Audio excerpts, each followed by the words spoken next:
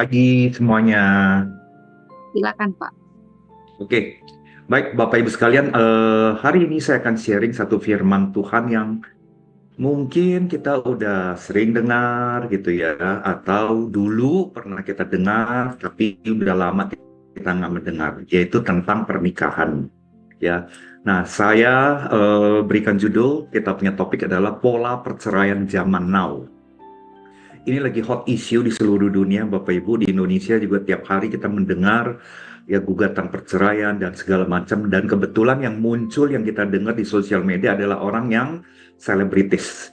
Ya entah itu tokoh politik, entah itu artis, atau influencer, ya Bapak Ibu. Nah, yang kita nggak kedengaran kan orang-orang Kristen, orang yang di gereja, itu pun kalau yang kita dengar orang Kristen, orang gereja yang bercerai, itu pun udah kayak levelnya juga selebritis, levelnya udah pendeta yang terkenal dan sebagainya. Ya, tujuan saya memberikan sharing firman ini adalah, Bapak Ibu, untuk kita semua, terutama pernikahan yang udah di dalam Tuhan ya, kita mau menempatkan kembali Kristus sebagai pusat pernikahan di era digital. Karena teknologi, Bapak Ibu sekalian, ini adalah salah satu pemicu juga perceraian dan perpecahan. Walaupun teknologi sangat menolong kehidupan kita, tapi teknologi kalau tidak digunakan dengan bijaksana, dia akan pemecah hubungan. Pemecah hubungan. Yang kedua, tujuan saya bawakan topik ini adalah membantu para keluarga, suami istri, mengenali keretakan sejak dini sebelum terlambat. Ya, kalau saudara udah punya anak dewasa yang juga udah mulai masuk ke dalam pernikahan atau sudah menikah, saudara bisa jadikan video ini, topik ini Bapak Ibu sekalian, untuk bahan mengingatkan, reminder, early warning, atau wake up call Bapak Ibu sekalian. Ya, saat ini ancaman perceraian di dunia pernikahan, Bapak Ibu sekalian, mengerikan. Yang ketiga, meluruskan standar kebahagiaan yang dipengaruhi oleh media sosial. Ya, standar kebahagiaan kita udah mulai bergeser jauh banget Bapak Ibu gara-gara sosmed. Kemudian tujuannya adalah menegaskan bahwa pernikahan adalah perjanjian, bukan sekedar perasaan saja. Ya, dan selanjutnya Bapak Ibu mengajak kita semua bertobat secara pribadi di tengah budaya pelarian yang instan. Kalau kita nggak happy, udah lari aja ke sosmed. Kalau kita lagi nggak happy dalam pernikahan dengan pasangan kita, ngobrol aja sama chat GPT. Gue udah nggak butuh pasangan gue. Ini era sekarang, Bapak Ibu. Ya, nah, saya akan secara cepat aja sebagai pembukaan mengingatkan kita semua bahwa esensi Allah adalah kasih dan hubungan. Ingat ya, Bapak Ibu, ini sentral dari kita punya topik adalah Allah mencerminkan esensi kasih dan hubungan. Ya, siapakah Tuhan sebenarnya? Nah, kita harus ingat kembali. Intinya adalah Allah adalah kasih. Dan bicara kasih, kasih tidak bisa berdiri sendiri. Kasih butuh objek. Makanya kita memahami ya bahwa kita punya Allah Tritunggal. Ada hubungan yang sempurna antara Bapa, Anak, dan Roh. Satu kesatuan, mencerminkan satu hubungan. Ya, ada satu komunikasi, ada tiga objek dalam satu kesatuan. Ya, jadi kita diciptakan seturut gambar Allah, yaitu relationship. Jadi naturalnya manusia, Bapak Ibu, itu diciptakan adalah karena ada hubungan. Jadi kita ini diciptakan makhluk sosial. Kita udah berjuta-juta dengar pernyataan ini. Dan teknologi membalikkan natural manusia menjadi antisosial. Ansos. Ya, God is love. God is relationship. Tuhan ingin berjalan dan bersekutu dengan kita. Makanya manusia juga diciptakan adalah relationship, hubungan. Itu fiturnya manusia. Nah, pernikahan Bapak Ibu adalah salah satu wujud gambaran Allah, yaitu adalah hubungan dua manusia. Ya, tetapi ini bukan hanya hubungan dua manusia aja. Pernikahan adalah sebuah perjanjian yang mencerminkan relasi Kristus dengan jemaat. Makanya ketika pernikahan retak, yang rusak bukan hanya relasi manusia, tapi kesaksian Injilnya juga rusak. Saya ulangin kembali ya, pernikahan adalah perjanjian yang mencerminkan relasi Kristus dengan suami dan istri. Kristus ada di tengah-tengahnya. Sekali lagi, we are talking about relationship, hubungan Bapak Ibu. Nah, pernikahan adalah perjanjian, kalau kita lihat di dalam Perjanjian 2 ayat 24, adalah sebuah perjanjian. Sebab itu seorang laki-laki akan meninggalkan ayahnya dan ibunya dan bersatu dengan istrinya, sehingga keduanya menjadi satu daging. Ini sekali lagi ada bicara tentang hubungan. Meninggalkan, kata kuncinya, bersatu, dan menjadi satu daging. So, pernikahan bukan sebuah perasaan aja, tapi komitmen perjanjian di hadapan Allah untuk bersatu dalam hubungan. Nah, tragedinya adalah dosa masuk. Dosa adalah pemutus hubungan. Allah adalah relationship. Dosa pemutus relationship itu. Ya, jadi kejatuhan manusia dalam dosa melahirkan keterputusan. Ya, dosa bukan hanya sekedar melanggar aturan, tapi menjauhkan manusia dari Tuhan. Ya, Bapak Ibu, kalau kita lihat ada 3 jenis kerusakan yang diakibatkan dosa. Pertama ada kerusakan vertikal. Manusia dengan Allah menjadi ada gap. Kita semakin jauh dari Tuhan. Ya, makanya ketika kita jatuh ke dalam gaya hidup yang berdosa, kita pasti akan jauh dari Tuhan. Itu adalah relationship. Yang kedua, kerusakan horizontal. Manusia dengan manusia. Ayah dengan ibu, orang tua dengan anak, suami dengan istri. Dosa merusak hubungan, ya saudara, dan yang celaka ada kerusakan yang namanya kerusakan internal. Manusia dengan dirinya sendiri, kita dengan dirinya sendiri. Ya, udah banyak ribuan kasus Bapak Ibu. Ya, kalau kita di gereja ya, pelayanan di gereja, apalagi kami di Abalaf ada pelayanan inner healing. Wah, Bapak Ibu, salah satu topik adalah bagaimana berdamai dengan diri sendiri. Ya, inner child-nya dipulihkan Bapak Ibu. Ya, kerusakan internalnya, gambar dirinya dibenahin. Jadi ada 3 jenis kerusakan yang diakibatkan dosa. Ya, salah satunya adalah masuk ke dalam, Bapak Ibu sekalian, nikahan. Akibat dari hal ini Bapak Ibu, teknologi menciptakan kultur budaya manusia itu menjadi antisosial. Saya nggak butuh Anda. Saya nggak butuh kamu. Saya nggak butuh manusia. Kalau saya berrelasi dengan manusia itu mengecewakan, menyakitkan. Makanya kenapa di gereja-gereja Bapak Ibu sangat sulit sekali ngajak orang datang ke komsel. Anda setuju nggak? Sulit banget orang diajak komit di dalam kompak. Ya, kalau Anda setuju, ketik angka 1 deh. Supaya saya tahu ada 120 orang ini awake. You are still with me. Susah banget diajak orang datang ke komsel. Kenapa? Karena banyak orang itu yang trauma. Rese kalau di komsel. Ya, banyak yang kepo. Gua kecewa. Males mendingan saya sendirian aja. Nah, ini contoh Bapak Ibu. Ya, ini contoh kerusakan hubungan even di gereja. Ya, statistik membuktikan gak mudah loh orang diajak komsel dan konsisten karena takut terluka. Nah, ini adalah kerjaan dosa. Banyak mulut ya. Tuh, ada salah satu contohnya banyak mulut. Nah, Bapak Ibu, kalau Anda lihat ya, akibatnya manusia semakin antisosial. Anda lihat, akibatnya pernikahan itu semakin aneh-aneh. Saudara lihat nggak di sini? Ini adalah contoh di Jepang pernikahan dengan robot. Menikah dengan manusia kan reseh ya. eh, Istrinya tukang nyinyir, suaminya jorok, suaminya males, istrinya pemarah, istrinya bawel. Udah mendingan gue menikah dengan robot aja. Itu menjadi tren dari tahun ke tahun semakin meningkat.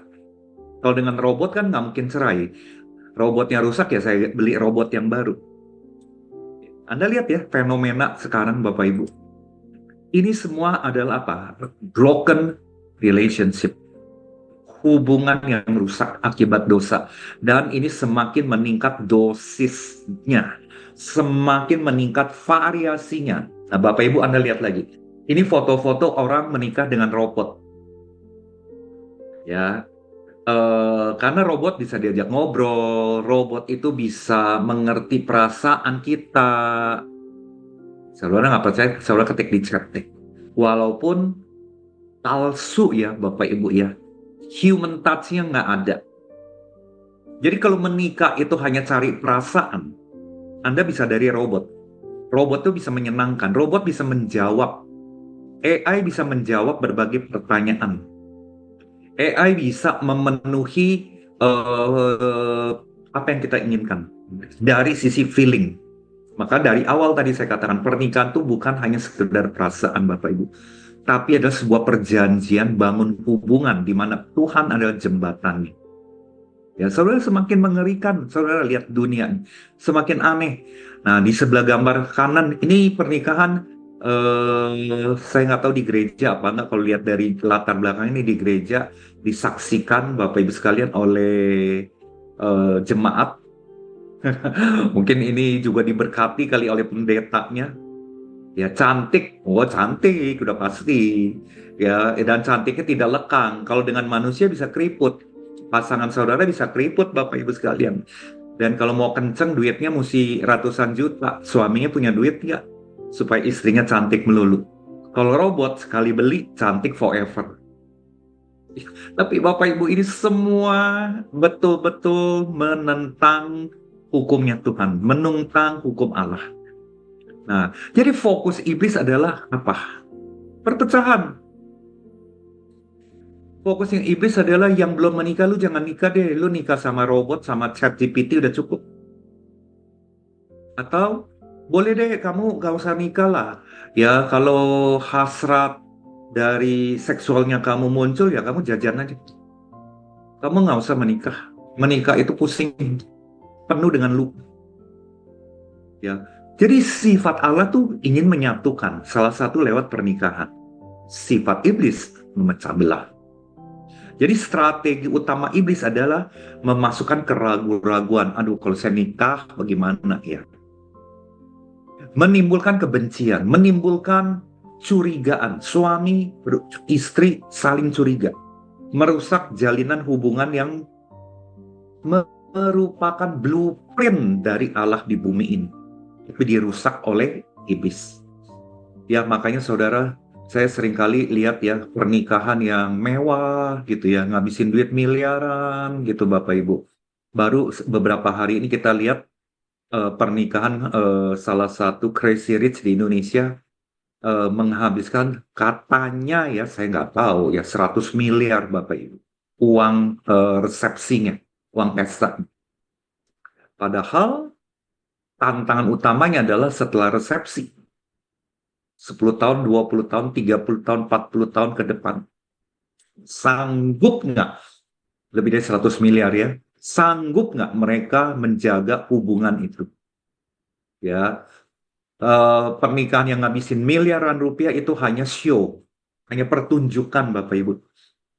Tapi dunia nyatanya, setelah selesai resepsi pernikahan itu, mampu nggak kita bersatu menjadikan Tuhan sebagai jembatan?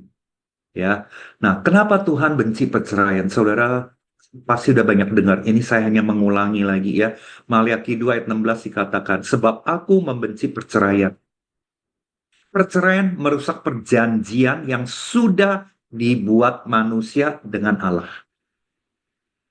Perceraian merusak kesaksian bahwa ada Kristus yang sebagai jembatan pernikahan itu. Dan perceraian udah pasti menyakiti pihak yang lemah. Salah satu pihak yang lemah akan sangat dirugikan.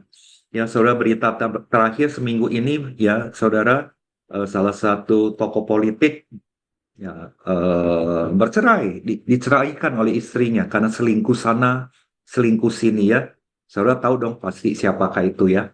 Heboh, Bapak Ibu sekalian. Tiap hari ada aja berita-berita yang baru tentang perceraian. Makanya kita perlu hati-hati Bapak Ibu. Karena iblis betul-betul lagi aktif, giat, rajin bekerja merusak hubungan di dalam pernikahan. Ya, sekali lagi Maliaki 2 mengatakan begini, bukankah Allah yang esa menjadikan mereka daging dan roh? Dan apakah yang dikehendaki kesatuan itu? Keturunan ilahi. Jadi jagalah dirimu. Dan janganlah orang tidak setia terhadap istri dan masa mudanya. Ayat 16.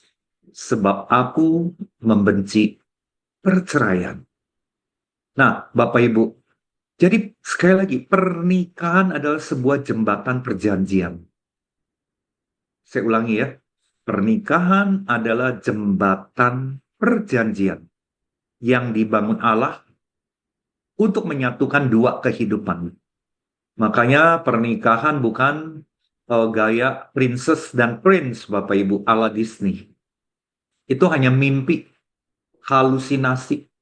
Ya, begitu banyak orang yang mempersiapkan pernikahan 1 tahun sebelumnya, sebegitu banyak mau giving the best untuk pamer, Bapak Ibu.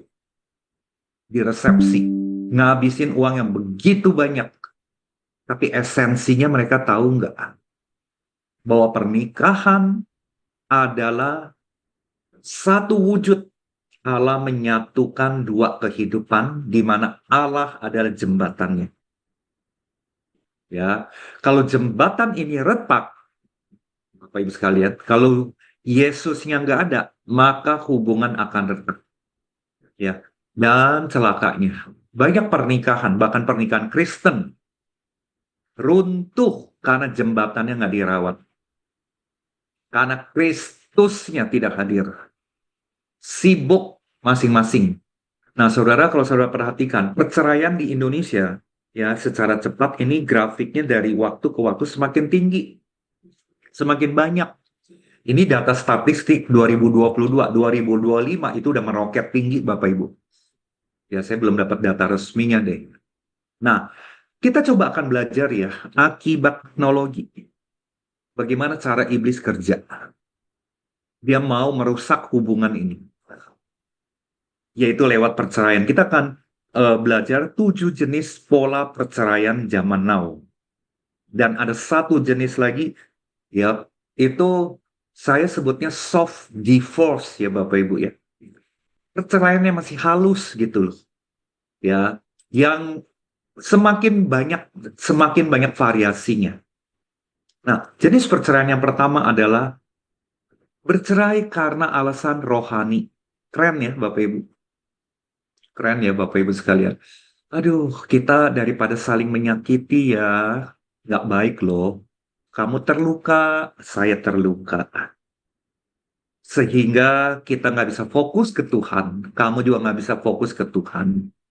Udah deh, lu, gue deh. Kita cari jalan masing-masing deh. Untuk tidak saling melukai satu sama yang lain. Nggak baik loh buat kamu. Juga nggak baik loh buat saya. Rohani banget ya. Bapak Ibu, kedengeran rohani banget nih Bapak Ibu sekalian. Nah, contohnya nih, ya yang memakai pola ke-1 Bapak Ibu perceraian adalah Benny Hinn. Baru saya dengar berita belakangan ini Bapak Ibu. Ternyata Benny Hinn bercerai dengan istrinya kedua kali. Ya, di sini ada berita, ya, Pastor Benny Hinn and wife second divorce has been finalized after 46 years of marriage. Jadi mereka memutuskan perceraian yang kedua. Berarti ada yang satu dong. Ya, setelah 46 tahun pernikahan. Anda lihat nih, They still love each other. Mereka saling masih mengasihi. Mereka saling mendoakan. They still love each other and pray together, Bapak Ibu. Tapi memutuskan cerai. Cerai dengan gaya rohani. Keren ya?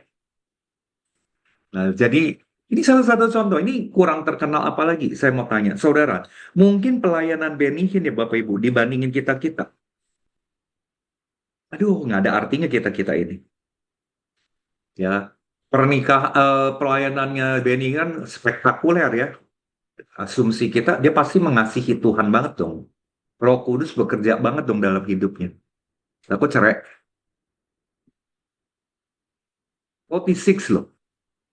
Dan setelah bercerai, alasan rohani, we still love each other. We still pray together. Mateng nggak saudara? Bingung kan? Ini contoh ke satu. Contoh yang kedua, Bapak Ibu, saudara pernah dengar nggak Pastor Jesse Lantang?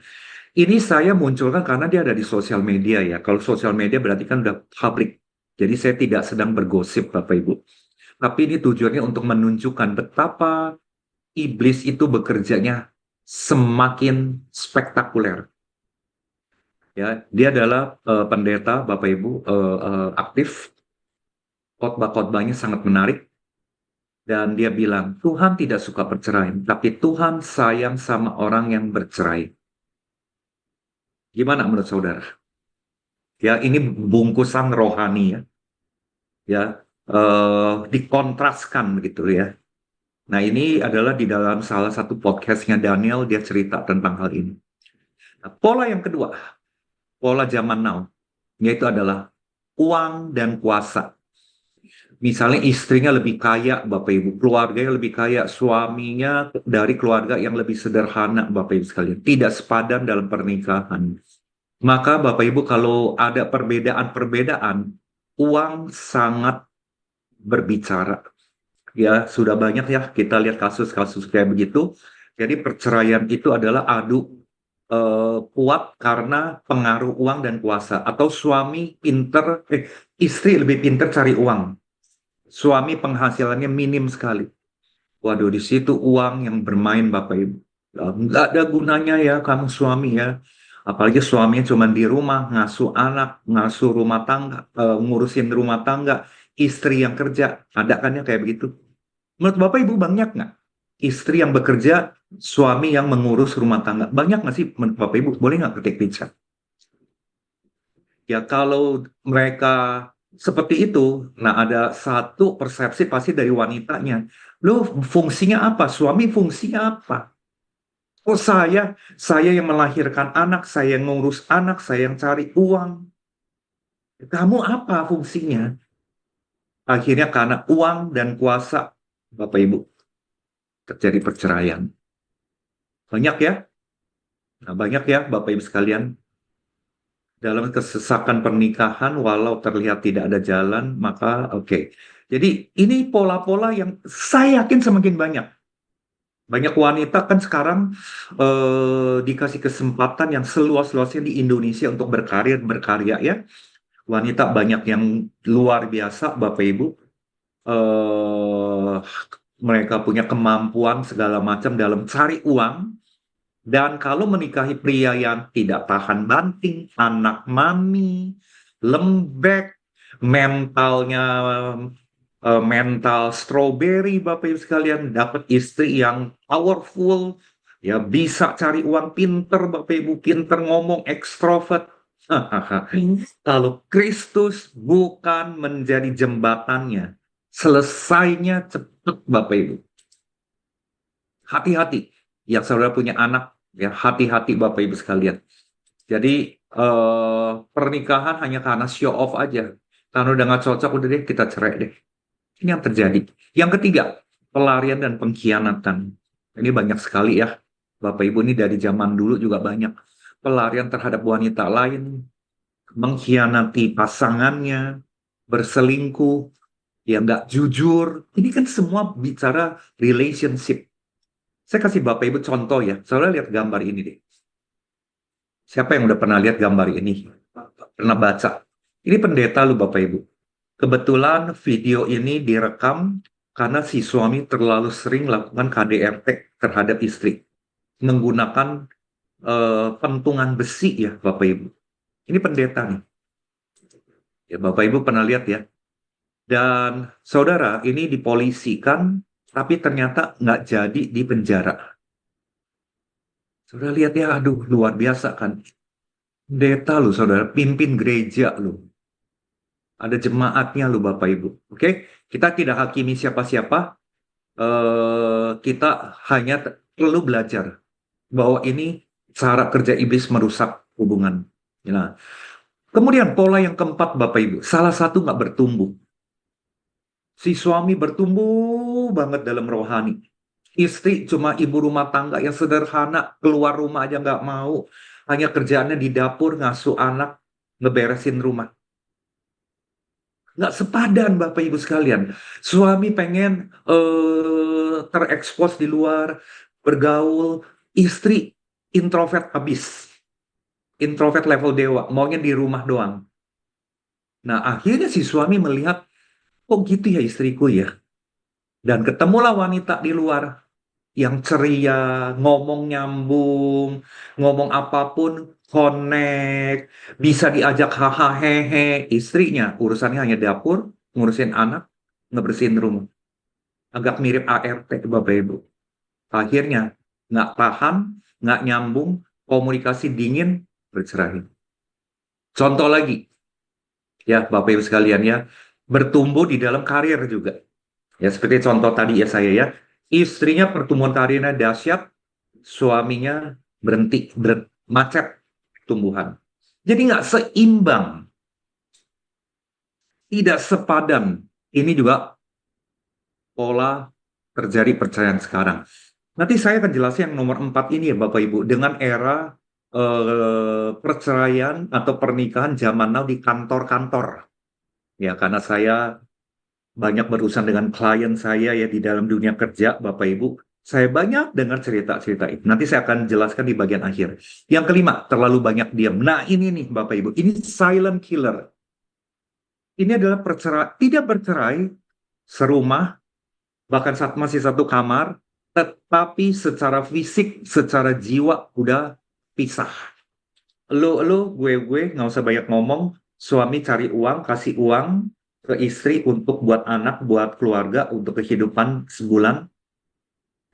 Nggak usah banyak ngomong, nggak usah banyak cerita, nggak usah cerita curhat-curhatan.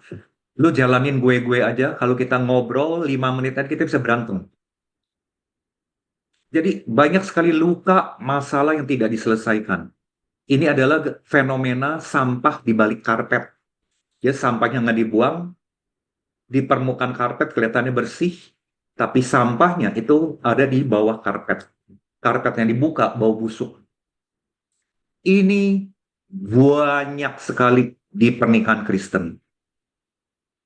Ke gereja masih bareng, ya kalau lihat permukaan kayak karpet bersih, nggak ada masalah, tapi sebetulnya mereka tuh udah diem-dieman lama sekali. Ngomong hanya seperlunya. Ngomong kalau hari yang penting aja. Itu pun pendek-pendek. Ya, pernikahan udah sangat dingin Bapak Ibu sekalian. Tapi karena takut firman Tuhan, nggak boleh bercerai, ya udah deh kita tetap satu rumah. Sekali lagi Bapak Ibu, banyak nggak yang nomor 5? Ini di kalangan orang Kristen ya. Kalau yang bukan Kristen kita udah nggak usah ngomong lagi nih. Menurut Bapak Ibu banyak nggak? Coba kembali ketik di chat. Jadi ini adalah perceraian yang fisik, bukan fisik, jiwa Bapak Ibu. Perceraian secara jiwa. Ya, secara fisik masih bersatu, secara legal masih bersatu. Ini perceraian jiwa. Luar biasa ya Bapak Ibu. Ini ngeri loh Bapak Ibu sekalian. Ya. Kemudian perceraian karena pengaruh sosial media. Terlalu aktif di sosial media Bapak Ibu. Ya flexing, kenalan dan sebagainya. Akhirnya kok gue lebih connect ya ngobrol dengan si Anu ya di Instagram, di Facebook. Kok lebih nyambung ya? Kok dia lebih ngerti ya? Kok kita lebih sempat pemikiran kok dengan pasanganku beda banget dengan pasanganku, nggak sepikiran, ya nggak nyambung. Nah, chat, mula-mula di chat setahun pertama, 2 tahun pertama, kemudian mendarat, ketemu, kok cocok ya, asik ya dengan dia ya. Ini contoh Bapak Ibu. Pengaruh sosial media juga kita melihat berita begitu banyak tentang perceraian. Dan akhirnya iblis akan pakai pikiran kita. Tuh kan, bercerai udah biasa. Udahlah, lu jangan wasting your time, wasting your money, energi, emosi lu kesedot, ya. Perceraian lu udah gak cocok, ya lu pisah aja lah. Ya banyak kok yang kayak begitu, banyak. Lu lihat dong di sosmed. Bapak Ibu, faham ini pelan-pelan iblis sedang bekerja dengan giat. Saudara perlu share ini kepada anak-anak saudara. Ya, kalau saudara udah punya anak-anak dewasa ya. Yang ketujuh, Bapak Ibu. Nah, ini dia. Cerai di usia senja, grey divorce. Ya, biasanya ini terjadi pernikahan yang udah 45 tahun. Ini kayak si Benny Hinn. Udah usia mereka udah 55, 60, anak-anak udah lulus kuliah, udah kerja, anak-anak udah nikah karena bertahun-tahun dulu perang dingin, terlalu banyak diam, ya terlalu banyak diam, kita udah nggak tahan, udahlah lu sendiri-sendiri deh. Satu tinggal di rumah, satu pindah ke apartemen. Ya kebetulan ada apartemen kosong. Ya kita ketemu nantilah pas lagi sincia kita kita seolah-olah kita masih nikah atau terang-terangan Bapak Ibu. Ya contoh Ridwan Kamil lah itu grade divorce. Anak-anaknya udah dewasa. Nah Bapak Ibu yang terakhir ada satu istilah yang namanya lavender merit. Ya si pria udah punya istri dan anak. Si wanita udah punya suami dan juga bahkan punya anak. Mereka kerja di satu kantor. Ini banyak banget lavender merit Bapak Ibu kantor. Mereka selingkuh. Ya, mereka selingkuh Bapak Ibu. Nah, ini yang sambungan yang nomor 3 ya, pelarian dan pengkhianatan. Mereka di jam-jam tertentu selingkuh ke hotel, hotel sejam 2 jam, dan suami nggak tahu, istri nggak tahu, yang resmi, Bapak Ibu sekalian, itu yang ke satu, itu lavender merit. Lavender merit yang jenis kedua, Bapak Ibu. Si pria gay, si wanita adalah lesbi, karena tuntutan keluarga mengharuskan mereka menikah, ya capek gitu ya, diomongin untuk menikah-menikah, mereka pura-pura menikah. Ini menikahnya di gereja, diberkati, ada surat, ngerti ya Bapak Ibu sekalian, satu rumah, tapi mereka udah bikin perjanjian, lulu gue ya, Eh, saya eh, saya bisa tetap hubungan dengan sesama jenis, kamu juga bisa. Saya mau hubungan dengan siapapun boleh, kamu juga boleh. Nah, bahkan lavender marriage ini, Bapak Ibu sekalian, mereka bisa punya anak. Karena untuk show off, untuk pamer aja. Daripada ditanya papa mama, kapan punya cucu, mereka bisa punya anak. Tapi selanjutnya, mereka kembali hidup kepada hidup gaya gay dan lesbi mereka. Bapak Ibu, nomor 7, nomor 8, semakin banyak. Semakin banyak. Kalau Kristus tidak ada di tengah-tengah. Menjadi jembatan. Jadi Bapak Ibu, ketika Kristus tidak ada menjadi jembatan pernikahan itu,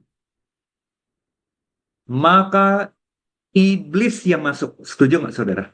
Kalau bukan Yesus yang masuk, iblis yang masuk. Nah, iblis kerjaannya sekali lagi merusak hubungan, merusak hubungan. Jadi artinya jangan menjalani pernikahan tanpa Kristus di pusatnya. Ya, banyak pasangan tidak cerai secara legal seperti yang saya katakan, tapi hubungan udah mati. Mati secara rohani, mati secara emosional.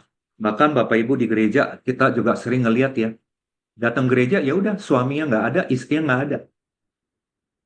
Suami datang sendiri, istri nggak tahu kemana, atau istri datang ke gereja sendiri, suami nggak tahu kemana. Ya karena untuk anak aja kita nggak pisah rumah. Ya jadi hubungan menjadi dingin.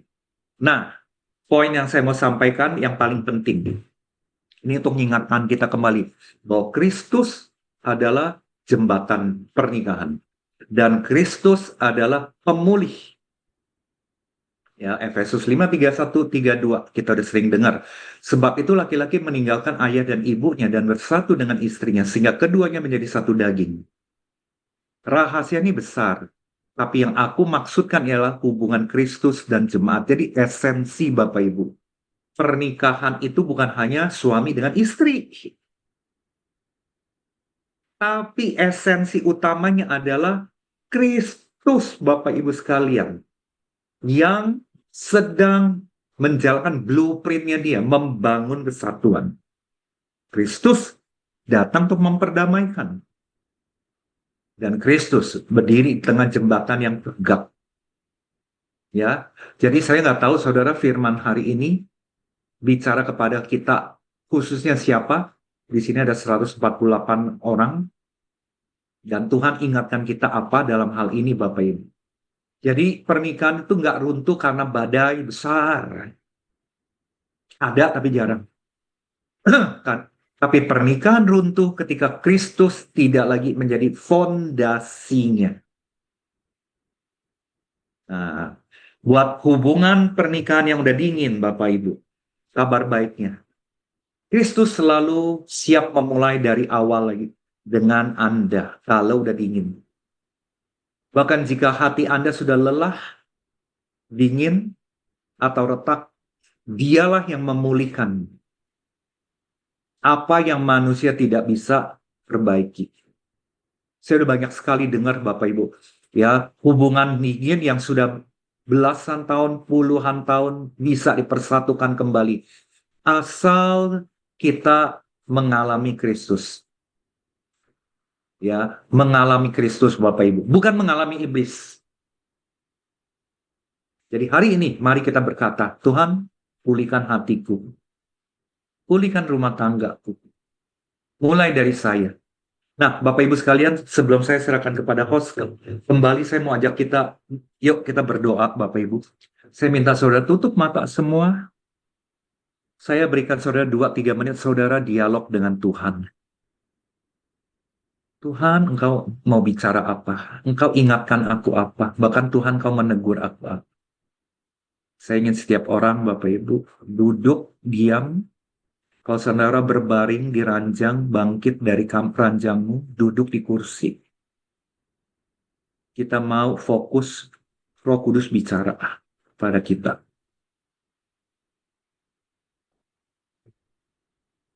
Apakah Kristus masih menjadi jembatan pemersatu pernikahan kita?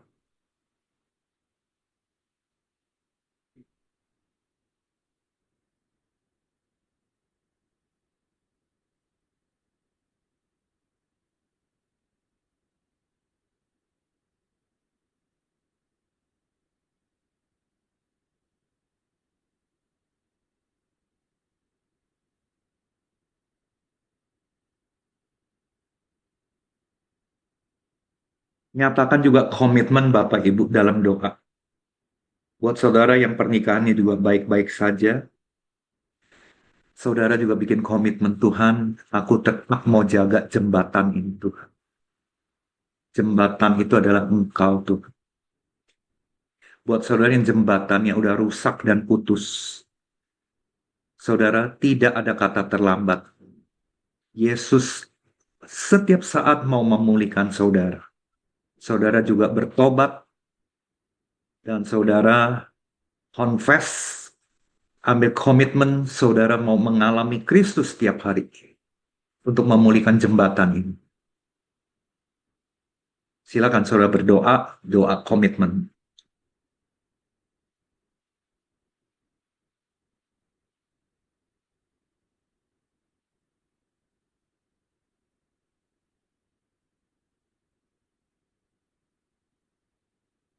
Terima kasih Tuhan, firman-Mu hari ini mengingat kami, menegur kami, memberikan kami kekuatan Tuhan.